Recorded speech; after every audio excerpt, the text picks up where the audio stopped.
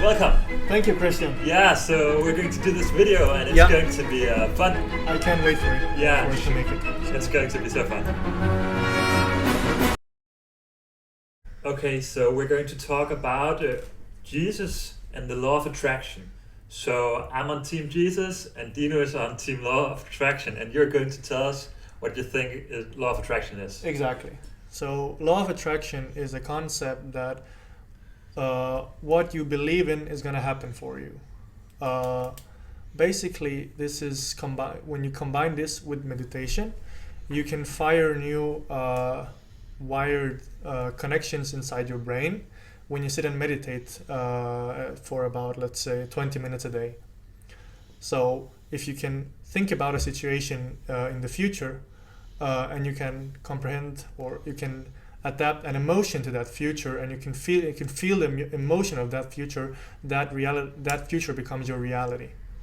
And that's basically the law of attraction. The thoughts you're having combined with some kind of emotional feeling that you're feeling with that future, that's how you actually create your future, instead of just being a passive stand-byer and watching things happen. You can actually create your own future.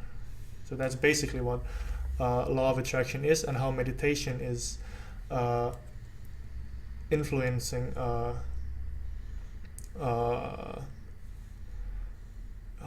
meditation is how meditation is used in order to create a new reality for yourself. Meditation isn't just used for just creating your future. It is also used to actually look inside yourself for let's say childhood traumas, and for healing. And you can basically work with your body on different levels in order to actually heal yourself and become a much better version of yourself. You can start to love yourself, which is the main concept of meditating, actually. Okay, so I'm going to say a bit on how I feel the law of attraction relates to Jesus. And basically, I've believed in the law of attraction at an earlier point, but right now I think that I've tried something really hard in my own experience, and I've really tried to, you talk about manifesting what you want, and sometimes it just doesn't work. So I don't believe that I can attract anything, like I can wake. In Christianity, in the Bible, it says that faith can move mountains, but faith is really a gift from God, so it's not something you yourself manifest. And when you want something, you ask God, so it's not of your own doing, it's something that God gives you. It's what you can do is by the grace of God and not by your own merit in Christianity. And yeah, I was interested. You don't think that you talked about Christianity as religion, right? And law of attraction not being a religion. Well, actually, it was the opposite. Okay. I talked about religion actually being the same as law of attraction. Oh. They're kind of the same thing, but only separable when there is like a subject. When there's a subjective meaning given to it. Okay. So, for example, in law of attraction, you deal a lot with materialistic things, where you want to create your future. Whereas in religion, you pray to a specific God about stuff to happen. So there's more like a religious approach in religion, where law of attraction is more like, I want this in life, and I'm gonna use my thoughts to create this new reality. So you're basically kind of worshipping two different ideas, two different concepts. But at the same time, whether you actually are worshipping in religion or in law of attraction, it's kind of still the same thing, because you're still worshipping. So it's basically like Islam and Christianity and Buddhism.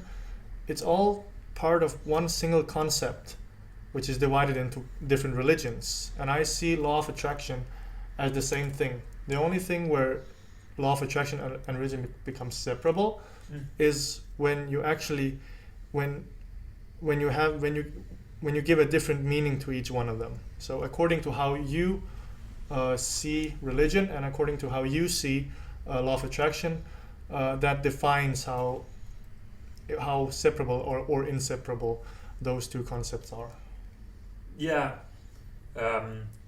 I had a friend I practiced the law of attraction with and meditation and that sort of things before I met you. And he said the law of attraction is in every religion. It's like a universal principle. But I feel, I feel it's different. Christianity is all about knowing Jesus. So it's all about a person as opposed to getting what you desire. Actually, you were in church with me, and in Hillsong they always say that you're called to be obedient and not to be successful. So you're really trying to walk in the footsteps of Jesus and be like him. And that might not result in you getting the promotion you want or the girlfriend you want or whatever, but So the religion is more about salvation, whereas law of attraction is more like setting a specific goal in life that you want to achieve. Yeah, I think so too. It's it's really self-focused. It's focused on yourself, That's true. and what you do. Whereas Christianity has this concept of grace that's really important. That it's God who does things. But that's where the important thing comes, because you can also seek grace in law of attraction. So that's why it's also a kind of a religion. You don't necessarily have to be greedy in law of attraction. In law of attraction, you can also turn to God and wish for a very happy life instead of a successful life. So again, it depends on which kind of meaning you give to the two concepts. Okay, my friend says that Christianity is religion, but I don't believe it's religion. And Jefferson Bethke makes a great point on why this isn't the case. So, what if I told you Jesus came to abolish religion? What if I told you voting Republican really wasn't his mission? What if I told you Republican doesn't automatically mean Christian, and just because you call some people blind doesn't automatically give you vision? I mean, if religion is so great, why has it started so many wars?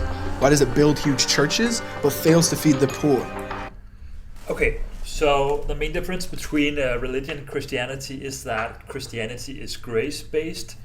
Christianity really is a religion that does not save you on merit.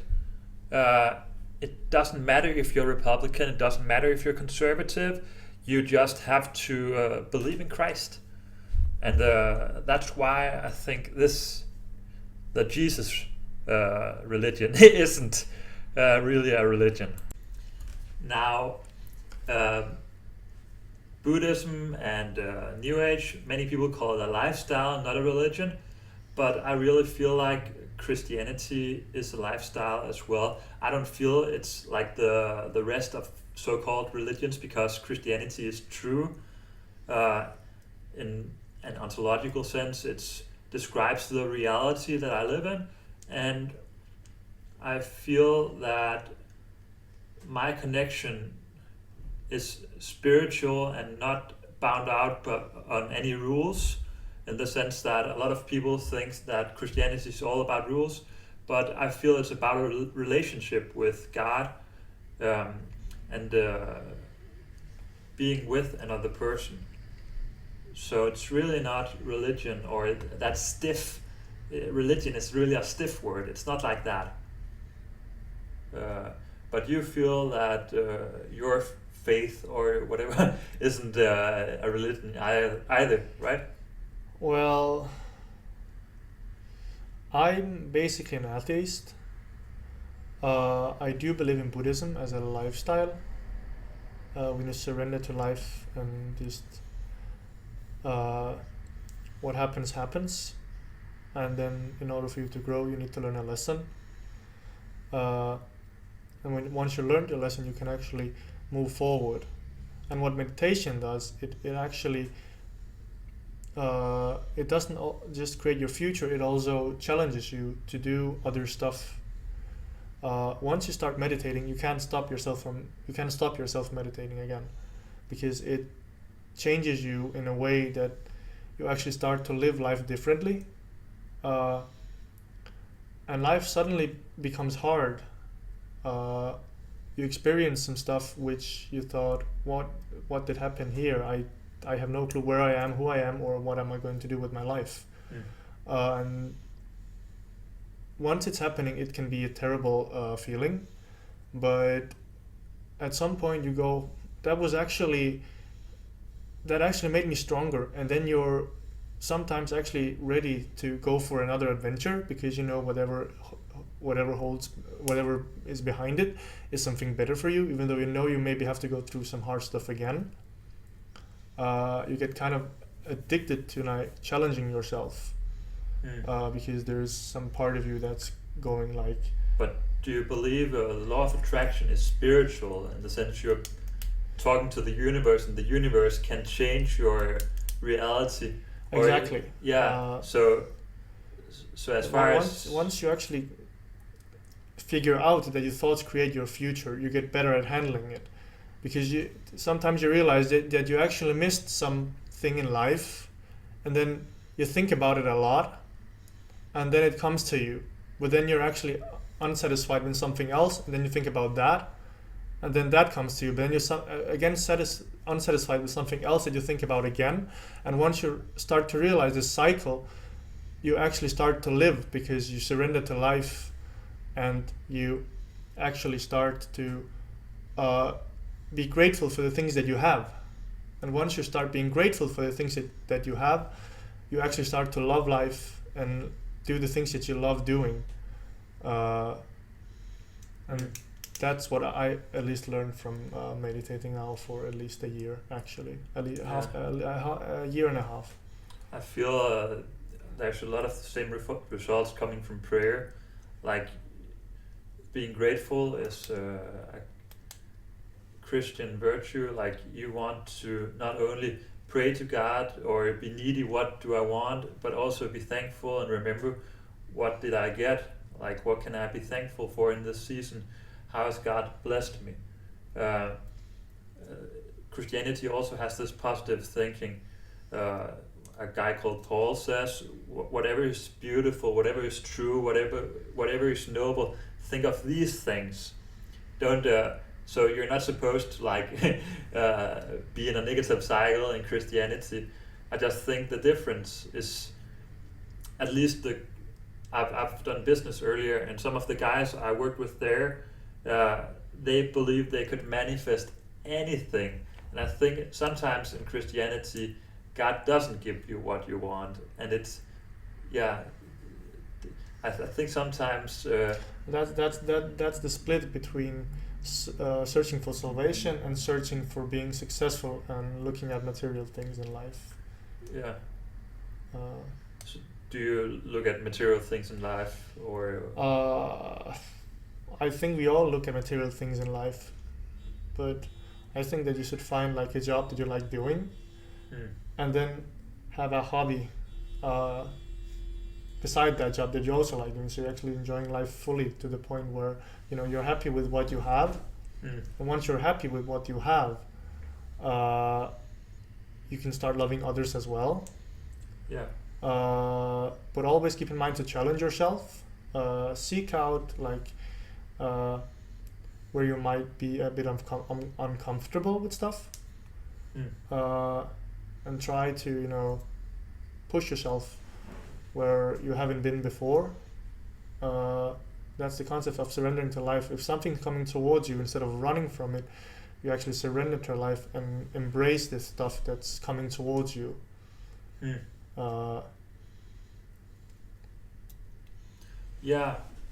If you can think higher than yourself, if you have an idea and you want to try it out, then go for it. Because if you don't go for it, you will never know if it really works for you. Yeah, I agree with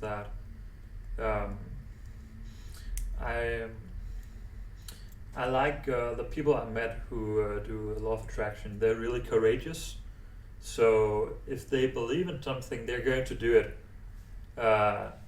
So I've also met that in Christian circles, but not as often, actually. Yeah. And only some places, like people who truly believe in law of attraction really have a sense of purpose with what they're doing. And I feel at this point in my life, I feel I have a sense of purpose too, and I feel I get that from Jesus and whatever I'm doing in my life. But I think as far as life philosophy, law of attraction is not the worst you could do. But of course it's not focused on salvation, as you say. Yeah, and there's also the perspective that you might get the outcome that you're searching for, but it doesn't always come in the way that you expect it. Whereas if you believe, I think, in salvation, you're gonna get a more precise results because you're actually searching for something more specific. Maybe, I think. Yeah. Always in law of attraction, if you try to create something, it can come in various forms that you didn't expect it to come like that. It can be difficult sometimes expecting something and then getting something that's similar, but it was completely different than what you thought it would be actually. Also, in Christian life is a life of what we call sanctification. So you're supposed to get holy in Christian life. And basically humanity is sinful, or there's gone something wrong with humanity. So you're being saved from the sin you had. Really, everybody's supposed to go to hell in Christianity, and it's only because Jesus dies in their place that people can go to heaven. And when they get saved, then they're supposed to walk with Jesus and become more like Jesus. So that's really a process of not just personal development, but kind of adjusting to God's standard. It's not just what you want. You have to be obedient to your Lord, and Jesus is the master that you're following in a sense.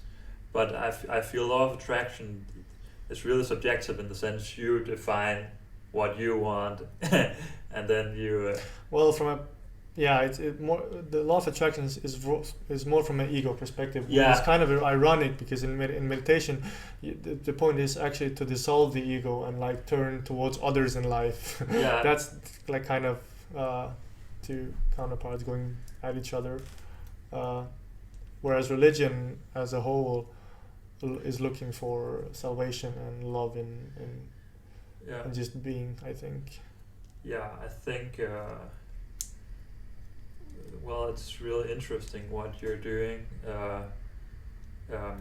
Also, we talked a lot about, because I have a history with New Age. My father was a professional Reiki healer, so I know all the chakras that you and that's not really something that's in the Bible, or at least not explicitly. I think there's some small snippets of it here and there, and I feel at this point in my life, I actually feel like I don't need that because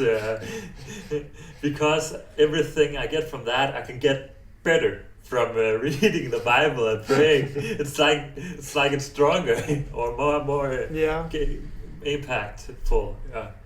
Yeah, true. Yeah.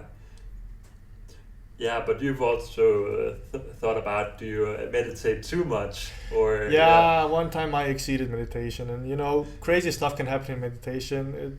One should also be careful when doing it. I did it twice a day for 45 minutes, and at one point you start actually to get dizzy because of it. You start having delusions and illusions sometimes actually, which can mess with your brain. And that can really it can be kind of disorienting and hurtful also. One thing that I found out that meditating is something you can easily get addicted to, especially if you had an addiction before in life. you can easily become addicted to meditation, which is kind of a bad thing because you don't want to get addicted to it. People often run from their problems, and when you kind of learn meditation, you kind of get a habit to learn to run into meditation, and that can be a really bad thing. So always be cautious about how much you do it, and I will also advise to read about it a lot before I actually start doing it. Read about chakras, read about meditation, read about what each chakra do for your body, because in that way you can activate different chakras. You can take a chakra test on the internet and find out how your energies in your body are stored. And also, I think that meditation is actually a blooming thing in the Western world. We see a lot of more depressions, and people get ill, especially because we are so focused on materialized things that we forget to live. We have so much consumption,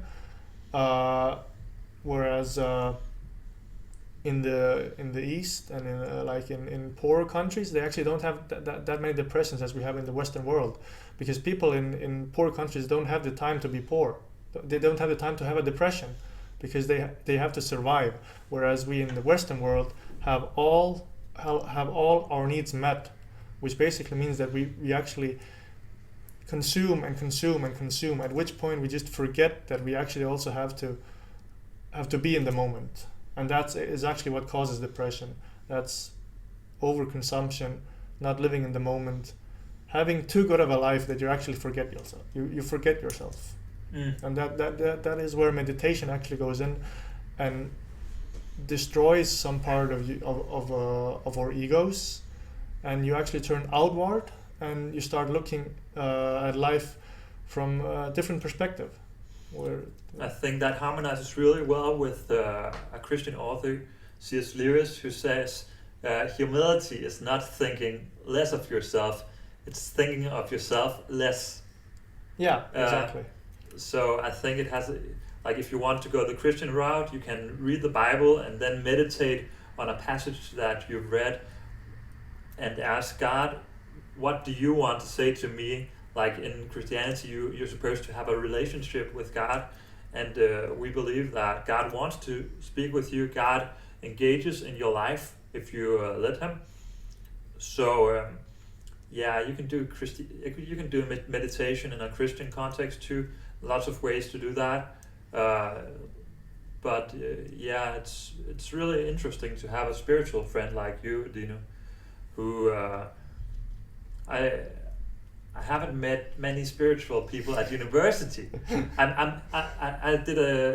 When I did my business, I met a lot of spiritual people, but they were different. They were much more focused on money when you looked at the law of attraction, and you're not that interested in money. I feel really like it's not the most important thing in your life.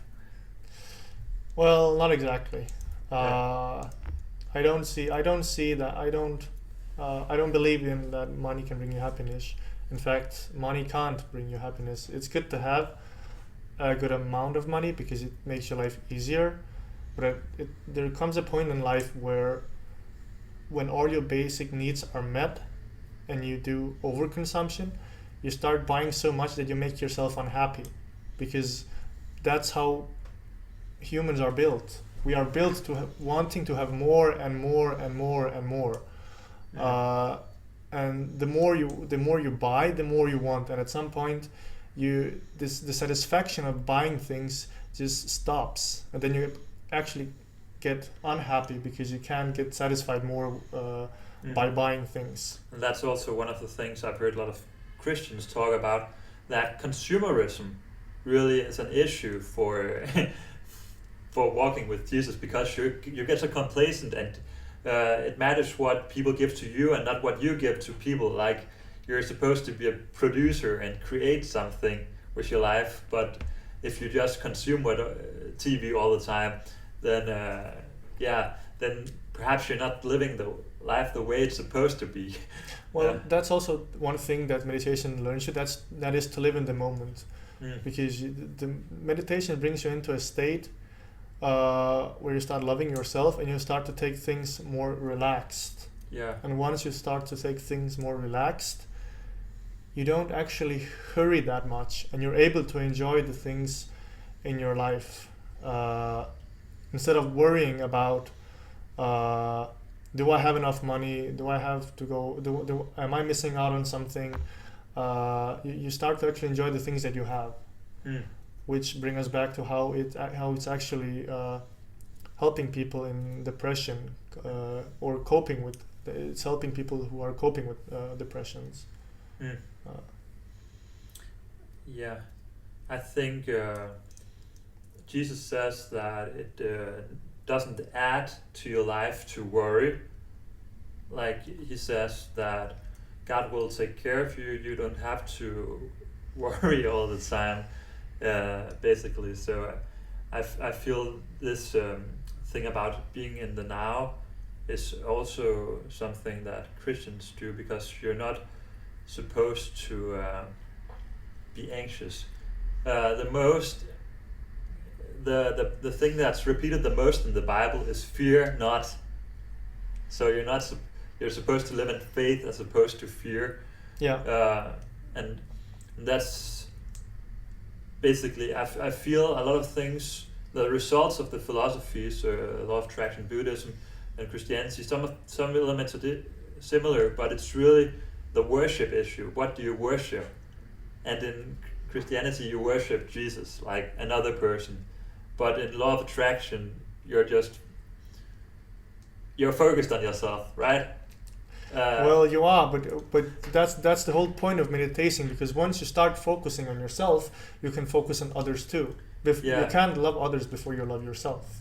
So when you know exactly what you want in life and how you want to live your life, you can invite other people to join you on that journey. But it's just, you're so unique to me, because I also talked to a psychologist at one point, and he believed in law of attraction, and he was so super selfish, and other people. Well, I think there is a tendency, if you meditate so much, that you actually become super narcissistic. There probably is a tendency to that, but because from my perspective, people don't know that you have a sin issue, that there's a problem with you.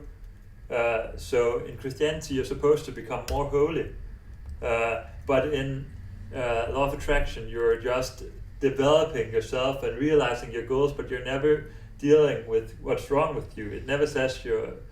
I'm not sure. It's just my experience from those I've talked to earlier before I met you, right? Yeah. That really they're not people who can say I'm wrong, I'm sorry, or I'm wrong, or they see that as a weakness. Well, I guess if people are born narcissists, and they start meditating, they even become more grandiose narcissists. I think it depends on genes and your childhood, and if you're already born one, then you're likely to become even more when you meditate. So basically, you're saying meditation is not for everyone. Well, meditation is for everyone. Well, I wouldn't condemn anyone not to be ready for meditation. Yeah. Yeah.